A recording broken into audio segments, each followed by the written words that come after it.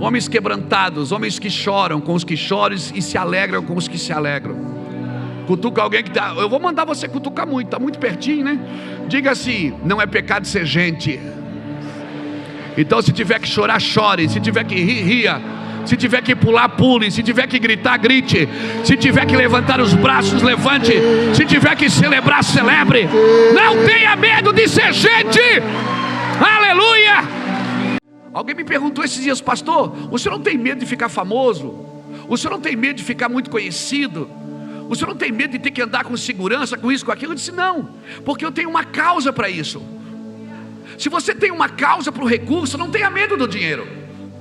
Se você tem uma causa para que Deus te coloque em lugares estratégicos, você não pode ter medo desses lugares. E não adianta fazer carinha de humilde. Não é cara de humilde que Deus quer, é corações humildes. Amém, irmãos? Alguém me disse esses dias: aquele cara, lembra dele, pastor? Eu digo: lembro. Aquele cara, depois que enriqueceu, ele desviou. Irmão, o dinheiro não desvia ninguém, só revela quem a pessoa sempre foi. Aquele cara tinha uma igrejinha pequenininha, aí ficou famoso, aí desviou. Não, irmão, ele já estava desviado. A fama, o sucesso, o poder não desvia pessoas, ele só revela as pessoas. Quer conhecer uma pessoa? Você já escutou esse ditado popular: quer conhecer uma pessoa, faz o quê? Dá poder para ela, ou então tira o poder que ela tinha. Não, nós não podemos mais ter medo de andar em lugares altos.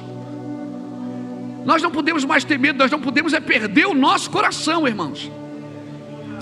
Lembra quando Davi estava lá, sentado no seu trono? Não era mais aquele menino Davi, era o rei Davi. Quem é que foi lá confrontar ele? Natã.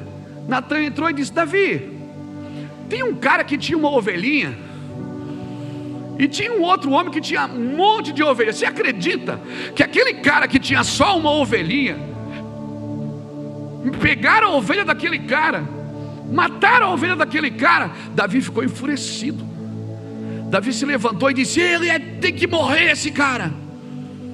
E Natã disse o quê? Esse cara é você, Davi. Por que Natã usou a figura de ovelha para Davi?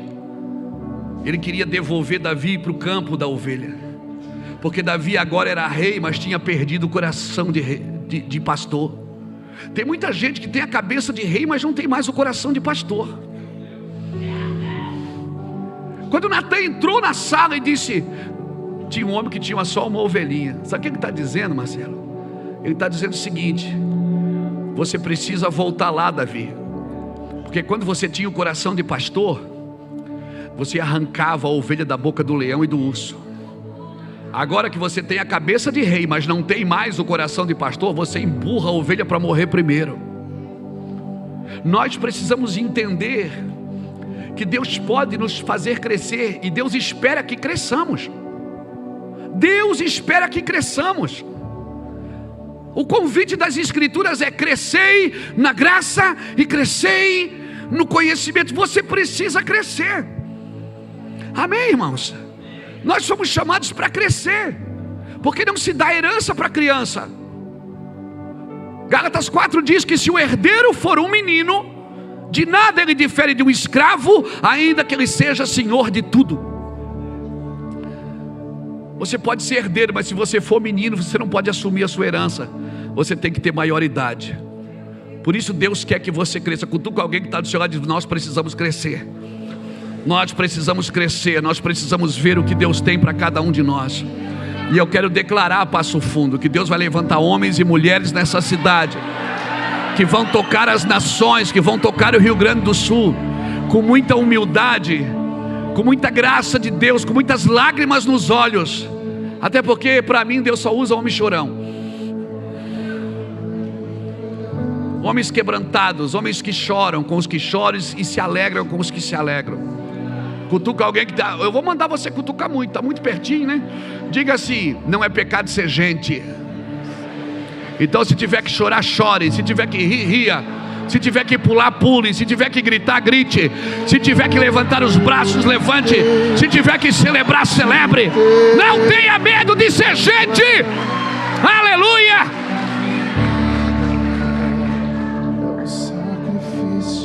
Se tem uma coisa que eu não tenho medo é de ser gente. Eu já tentei ser igual a todo mundo, irmãos. Eu já tentei combinar o cinto com o sapato, não deu. Eu já tentei falar que nem crente. Já tentei usar roupa de crente. Eu não consegui. E cada um foi chamado de um jeito. Eu fui chamado desse jeito aqui. Nós não fizemos culto para pessoas, nós fizemos para o Senhor. A reunião é para Ele. E se Ele gostar da reunião, então Ele traz as pessoas. As que precisam ser curadas, as que precisam ser salvas, as que precisam ser despertadas, e as que precisam só continuar ali. Aleluia. Uma vez eu estava orando, o Senhor falou, eu disse: Deus, eu quero fazer um culto para Ti. Ele disse: então faça. Eu digo: já vamos esperar o horário da reunião. Ele disse: não, se você quer fazer culto para mim, você não pode esperar as pessoas chegarem. Quando você faz culto para pessoas, não significa que Deus vai. Mas se você fizer para Deus, Deus traz as pessoas. E Ele vai abençoar as pessoas. As pessoas saíam da sinagoga, João, para ir lá ver João Batista pregar. E olha a roupa do cara, olha a comida do cara. E a mensagem dele não era a paz, queridos, era raça de víboras. Sabe o que é que João Batista dizia? Suas cobras. Suas cobras, vocês querem o que aqui? Vai embora. E eles ficaram: João, a gente quer ser batizado.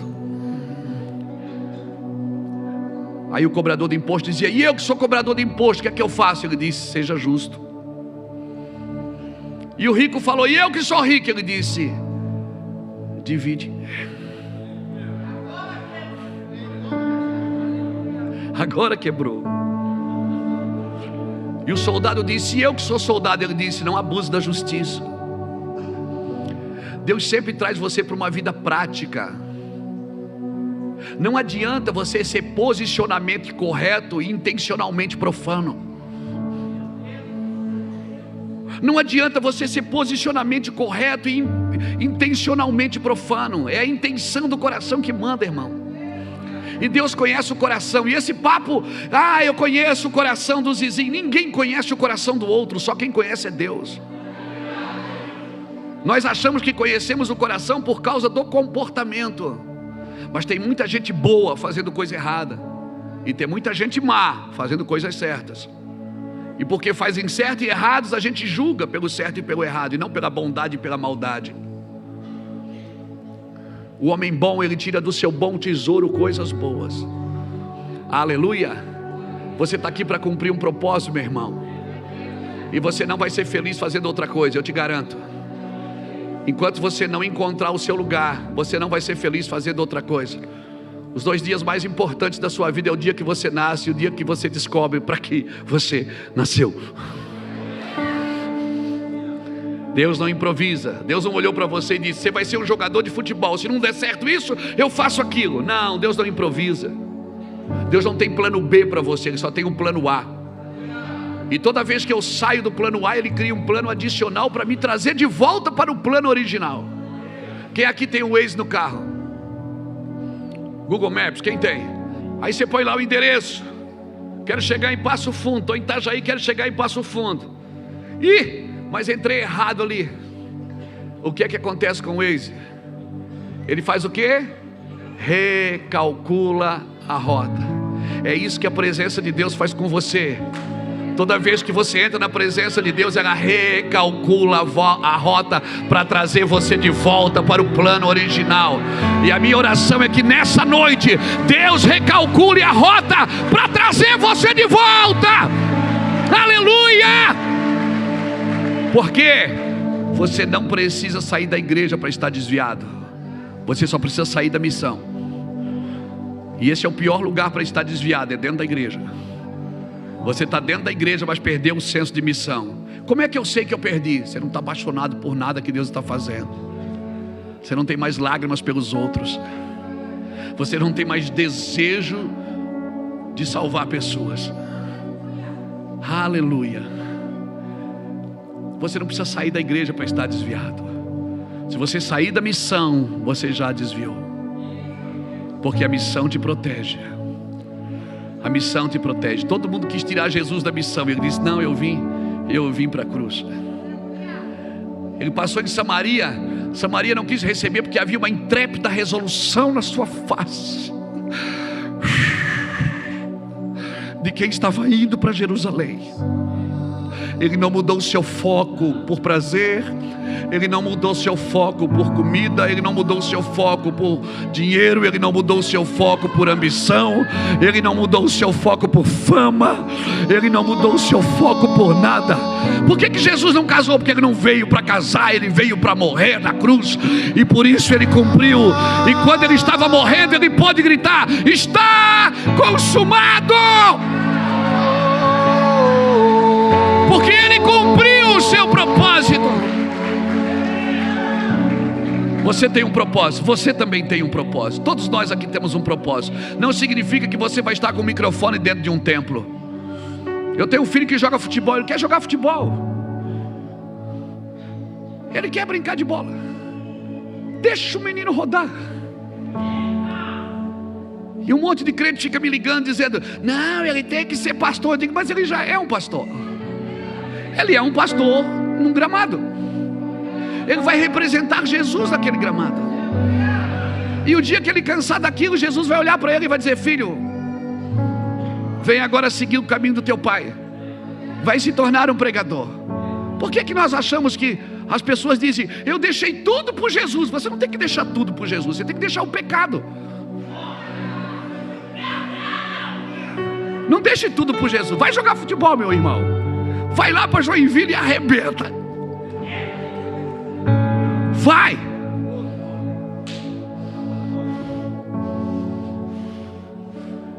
E quando fizer uma coisa, eu quero mandar um abraço para meu amigo pastor Luiz Hermínio. Fechou? Fechou? Fechou. Você está me entendendo? Se eu perguntasse para você, o que é mais espiritual, ser pastor ou ser empresário? Aí alguém ia dizer: é claro que é ser pastor. Aí eu te pergunto: quem te deu essa empresa? Quem te colocou nesse esporte? Quem te deu essa graça de fazer o que você está fazendo? Sabe o que torna espiritual as coisas na tua mão? É quem te deu, é a fonte que está alimentando ela. Mas espiritual não é ser pastor, é ser de Deus. Por quê, pastor? Porque tem empresário que foi Deus que deu a empresa, e tem pastor que não foi Deus que deu a igreja. E aí? Tem gente que me liga e diz assim: pastor, como é que tá a luta? Eu digo: que luta? A luta, irmão, Deus não me deu uma igreja, um ministério para me matar, para me destruir, para me perder minha casa. Não, Deus me deu um ministério para me divertir. Eu estou alegre fazendo o que eu estou fazendo. Eu não estou triste com a igreja. Eu não estou frustrado com a noiva. Eu não estou decepcionado com os crentes. Não, porque eu não contabilizo derrota. Eu estou olhando firmemente para aquele que me chamou para fazer a sua vontade. Eu estou desviado por causa da igreja, eu estou desviado por causa do pastor. Não, irmão, um homem que não se ofende mais, ninguém pode matá-lo. Uma pessoa que não se machuca mais, ninguém pode feri-lo. E se você entende esse lugar, Deus te chama para fazer diferença. Eu amo a igreja. Às vezes eu e Iraci vamos passear em algum lugar. Uma vez pagaram umas férias para a gente em Gramados. A gente ficou lá 3 dias dentro de um hotel, irmão. No terceiro dia estava aí ela olhando para o outro: vamos atrás de uma igreja, vamos procurar a igreja, vamos cultuar a Deus hoje, aonde? Eu amo a igreja. Se eu pudesse, eu morava dentro dela. Eu amo crente, irmão. Eu amo quando eles olham assim para mim, ó. Estou feliz, não estou frustrado, não estou cansado da igreja. Se você está cansado, não é a obra de Deus que você está fazendo, é a sua obra. A bênção do Senhor enriquece e não acrescenta dores. A bênção do Senhor. Então hoje peça perdão para Deus por tudo que te machucou, por tudo que te ofendeu, e mergulhe nesse rio sem volta, não volte mais. Amém. Eu também sei pregar a Bíblia, vamos lá.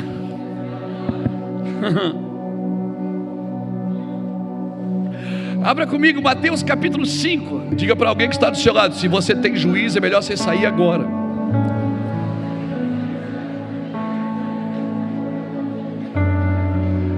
Que Deus vai virar chaves aqui na sua vida hoje. Agradeço pela sua oferta, mas eu não vim aqui por dinheiro. E eu te prometo que eu vou gastar tudo. Prometo, eu vou gastar tudinho. Mas eu não vim aqui por dinheiro, irmãos. Quem trabalha para Deus só por dinheiro pode trabalhar para o diabo por um salário melhor. Tome cuidado com isso. O dinheiro não pode te mover, porque se ele te move, ele tem poder para te parar. Só tem poder para te parar aquilo que te move. Se é o dinheiro que te move, ele também tem poder para te parar quando você não tem. Eu já fiz quando eu tinha só uma bicicleta. Eu já fazia quando a Iraci trabalhava de faxineira e eu estava de bicicleta pregando nas ruas de Itajaí. Eu já fiz quando eu tinha que ir para a praça porque ninguém tinha coragem de me dar um microfone. Eu já fiz. Só aumentou a multidão, por isso aumentou a unção. Porque Deus não dá unção para desperdiçar. Deus não me ungiu para ficar em casa vendo televisão. Deus me ungiu para. O Espírito do Senhor está sobre mim para. Se você não entendeu para, nem peça a unção.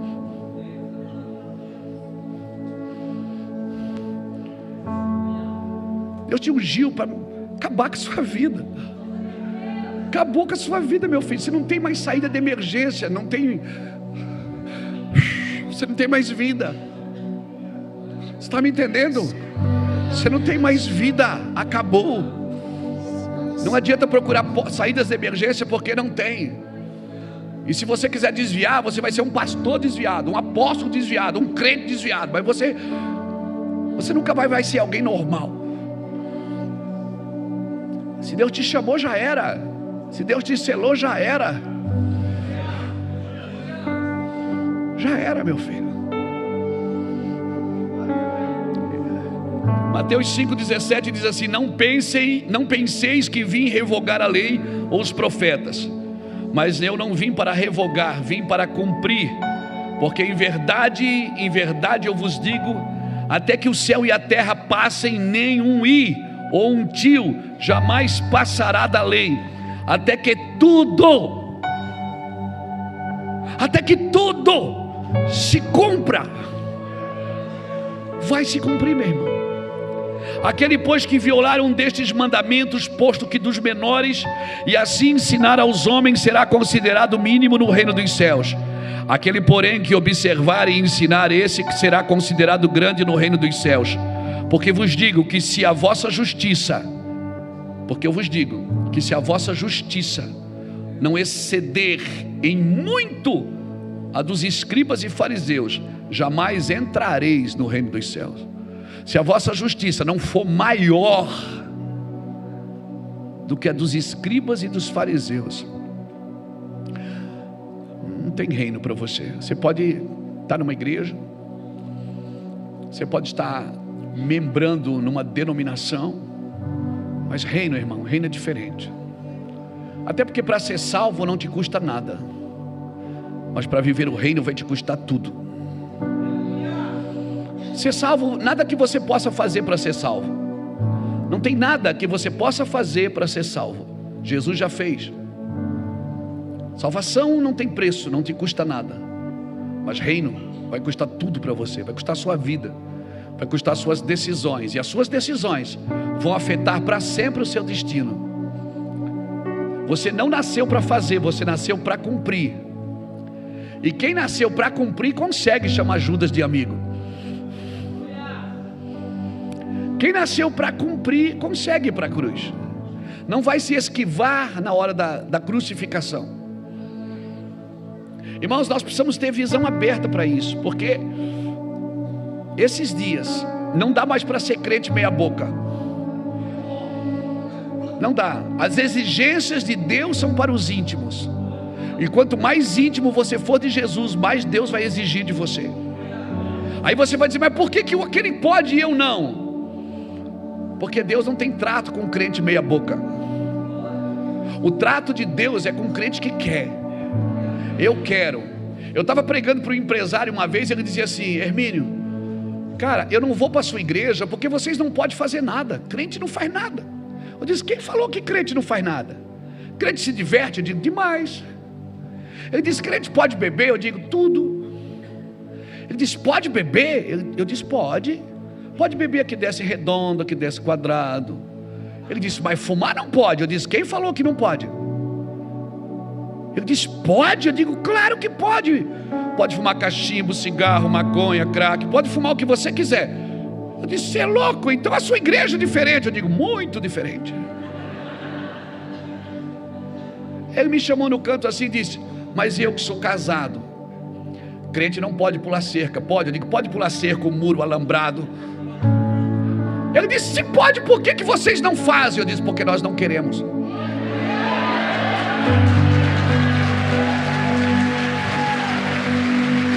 Nós não queremos. Deus não colocou um cabresto na minha boca. Ele até me diz no Salmo 32: não sejais como o cavalo e nem como a mula, que precisam de cabrestos, senão não vem a ti. Sabe por que eu não faço? Porque eu não quero. E sabe por que eu não quero? Porque eu tomei uma decisão na minha vida. Eu decidi Jesus, e agora todas as minhas escolhas estão submissas a essa decisão.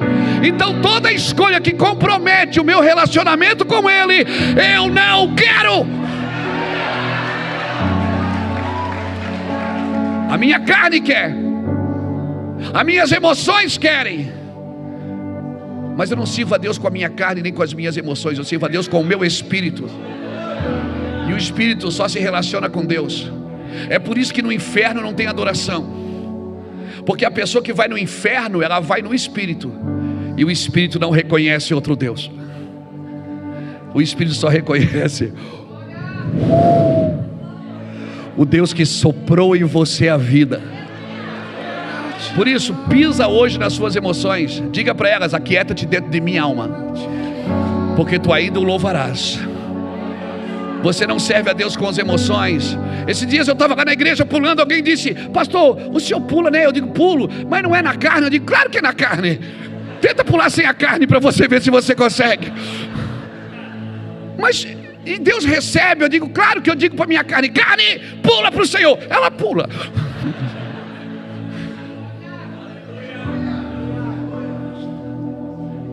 Pega o que é da sua alma, pega o que é da sua carne e sujeita ao senhorio de Cristo.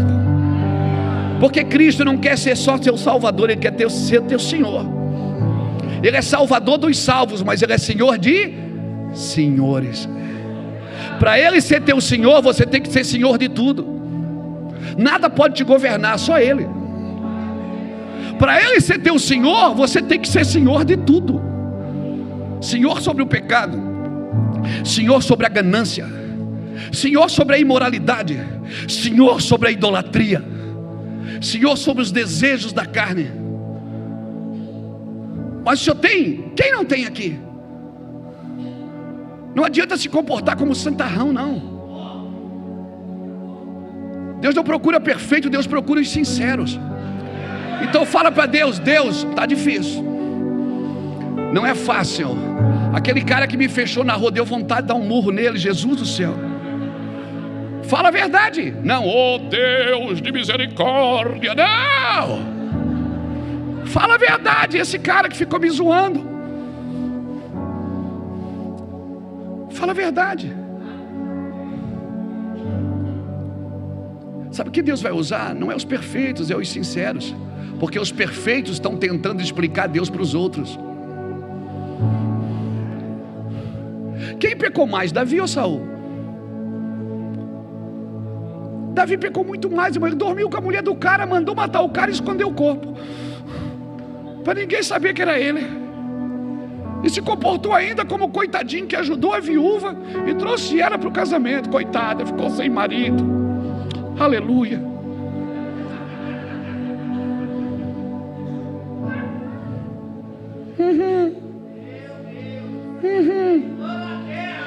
Mas ele não contava que Natã ia visitá-lo. O que Deus falou para Elias? Vai lá e unge Jeú rei de Israel, unge Hazael, rei da Síria, e unge Eliseu, profeta, em teu lugar. Quem escapar da espada de Hazael, Jeú matará. Quem escapar da espada de Jeú, Eliseu matará. Ou seja, da espada do rei você consegue escapar, da do profeta não.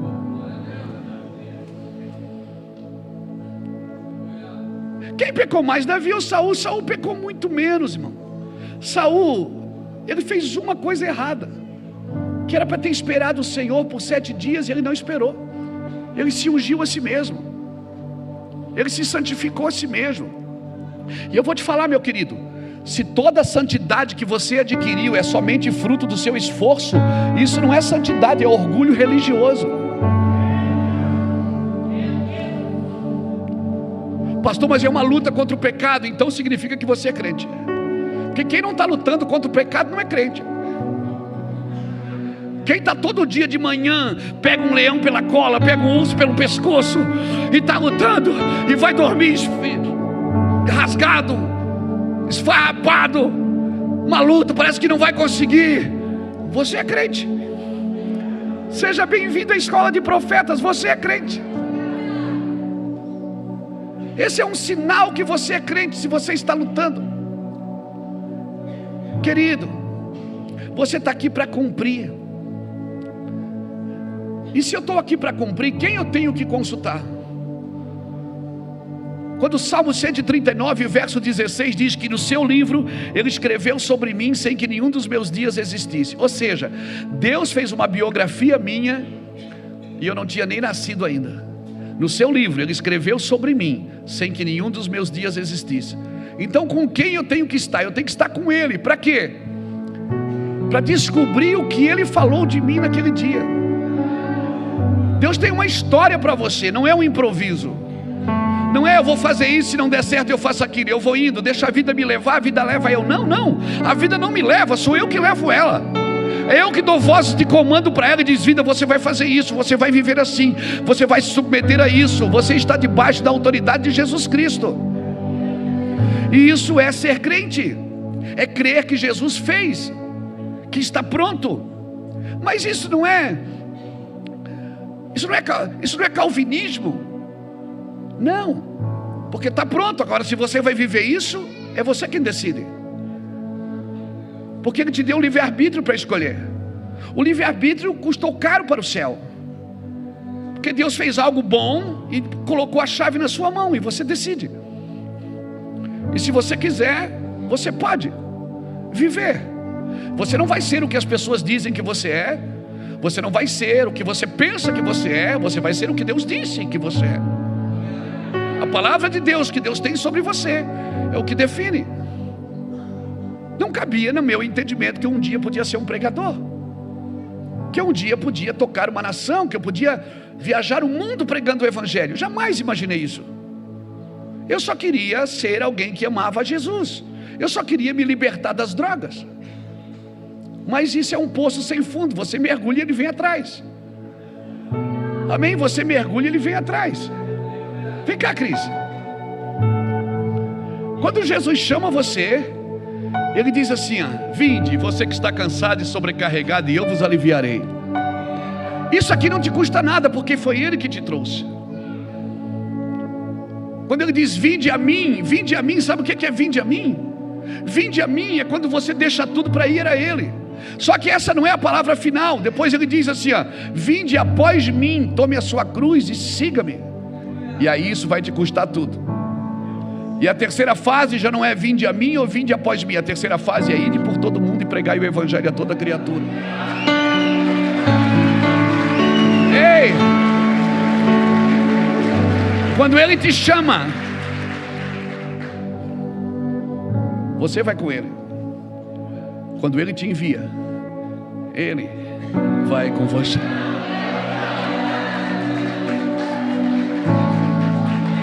Quando Ele te envia, é Ele que vai com você. Aí Ele diz assim: Cris, põe a mão ali que eu vou curar. Ele diz: Cris, libera uma palavra aqui que eu vou fazer. Cris, você pode Você acha que pode viver esses ossos? Aí você diz: Senhor, eu não sei, o Senhor que sabe. Ele diz: então profetiza, não fica contabilizando ossos. Tem osso seco, a igreja está perdida, a igreja está desviada. Deus não está procurando homens que vão para o meio do vale diagnosticar como está o vale. Deus está procurando homens que vão para o meio do vale e dizer: ossos secos, vivam. Deus te envia para um lugar para transformar lugares. Amém. Quando Deus enviou Abraão para a terra de Canaã e disse que a terra tinha leite e tinha mel, mas não tinha mel em terra, não tinha leite e mel na terra, tinha o que? Fome. Tinha gigante, tinha fariseu, saduceu, heteu. E Deus disse: Abraão, vou te levar para um lugar abençoado. Abraão chega na terra, tem o que na terra, Flávio? Fome. Abraão pensa: não é aqui, não pode ser. Deus não me ia trazer para um lugar ruim. Sabe qual é o nosso problema? É que nós estamos procurando um lugar abençoado, quando Ele diz: se tu uma bênção. É você que tem que ser uma bênção. E se Deus te levar para um lugar e Ele não for abençoado, você vai ser bênção lá naquele lugar. Porque bênção não é uma coisa que você pega, é um lugar que você entra. Você entra na bênção e Deus vai através de você abençoar. Lembra de uma musiquinha que a gente cantava na antiga? Tudo aquilo que eu toco abençoado será. Tudo aquilo que eu toco.